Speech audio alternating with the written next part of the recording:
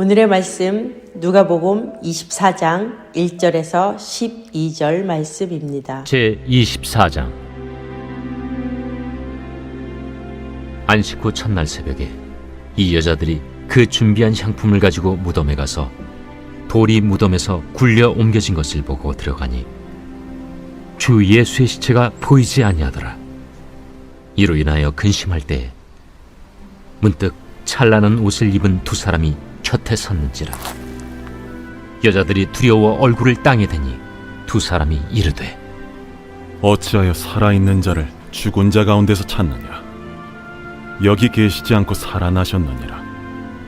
갈릴리에 계실 때에 너희에게 어떻게 말씀하셨는지를 기억하라. 인자가 죄인의 손에 넘겨져 십자가에 못 박히고 제3일에 다시 살아나야 하리라 하셨느니라. 한데 그들이 예수의 말씀을 기억하고 무덤에서 돌아가 이 모든 것을 11사도와 다른 모든 이에게 알리니, 이 여자들은 막달라 마리아와 요한나와 야고보의 모친 마리아라. 또 그들과 함께 한 다른 여자들도 이것을 사도들에게 알리니라. 사도들은 그들의 말이 허탄한 듯이 들려 믿지 아니하나 베드로는 일어나 무덤에 달려가서 구부려 들여다보니 세마포만 보이는지라. 그 된 일을 놀랍게 여기며 집으로 돌아가니라. 지난주 고난주간에 이어 이번 주는 부활주간입니다. 누가복음 24장은 제자들이 불확실함과 혼란 속에서 어떻게 믿음으로 변화되는가의 과정을 보여주는데요. 예수님의 부활 사건의 첫 증인은 여인들이었습니다. 그들은 갈릴리에서부터 예수님을 함께 따라온 여인들이었습니다. 이 여인들은 십자가 처형뿐 아니라 예수님의 시신이 장사된 무덤까지 따라가 보았던 목격자들입니다. 이들은 안식일이 다가오는 시간에 쫓겨 제대로 예수님의 장례를 준비하지 못했던 것 때문에 예수님의 몸에 향품과 향유를 바르기 위해 준비한 후 안식 후 첫날 새벽에 무덤을 다시 찾아갑니다. 1절, 안식 후 첫날 새벽에 이 여자들이 그 준비한 향품을 가지고 무덤에 가서 2절, 돌이 무덤에서 굴려 옮겨진 것을 보고 들어가니 주 예수의 시체가 보이지 아니하더라. 무덤 입구를 막아놓았던 돌이 굴려 옮겨져 있고 거기에다가 예수님의 시신이 보이지 않아서 여인들은 너무나 당황스러웠습니다. 그리하여 예수님의 시신이 보이지 않는 것으로 인해 여인들은 근심합니다. 예수님의 부활 예고 선포를 기억하지 못하고 믿지 못한 자들에게 부활은 근심이고 혼돈 그 자체인 것을 보게 됩니다. 이렇게 어쩔 줄 몰라 당황하는 여인들에게 천사가 말합니다. 5절, 여자들이 두려워 얼굴을 따게 되니 두 사람이 이르되, 어찌하여 살아있는 자를 죽은 자 가운데서 찾느냐. 천사들의 말은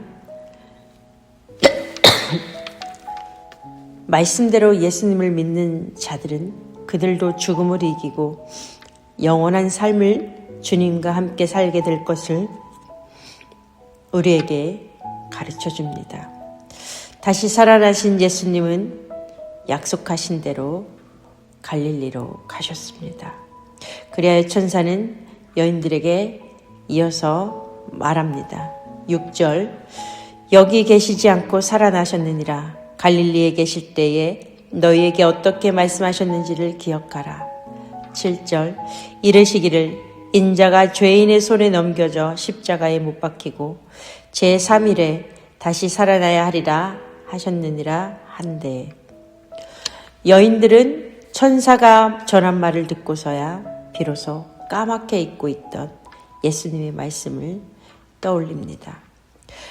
우리가 기억해야 할 것은 믿음은 말씀을 기억하는 것에서 시작하여서 그 기억한 말씀을 삶에서 살아낼 때 믿음의 행동을 하게 된다는 것을 깨닫게 됩니다.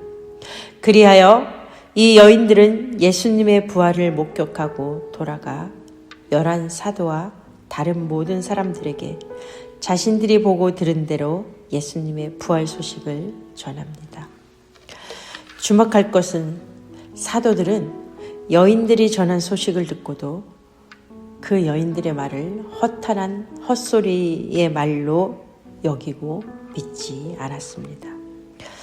예수님이 살아계실 때 제자들에게 3번씩이나 순환과 부활의 예고를 말씀하셨고 이를 본 여인들에게 이 부활의 소식을 전해 들었지만 부활은 이들에게 믿기지 않는 충격적인 것이었습니다.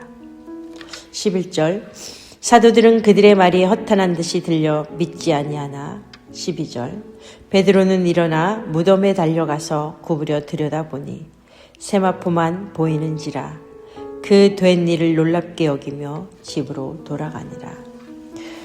우리가 계속해서 살펴보겠지만 제자들은 결국 예수님께서 말씀을 깨닫는 영적 눈을 열어주심으로 말미암아 부활의 주님이 과연 말씀대로 부활하신 것을 깨닫게 됩니다. 우리가 부활의 주님을 믿을 수 있는 것은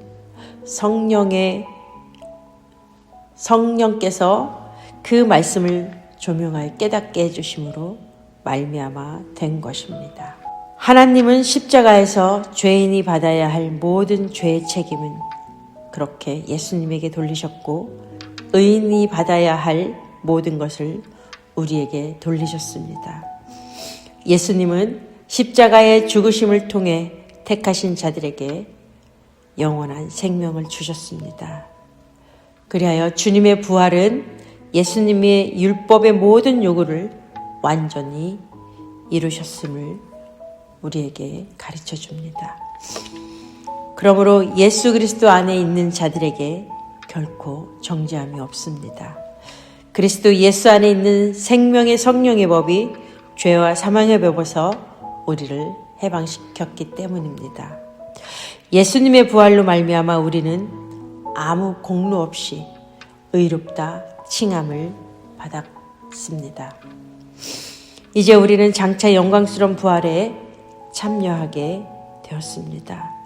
부활하신 주님은 제자들을 전혀 죄인 대하듯 하지 않으시고 그들을 만나셔서 오히려 평안을 선포하시고 격려해 주셨습니다.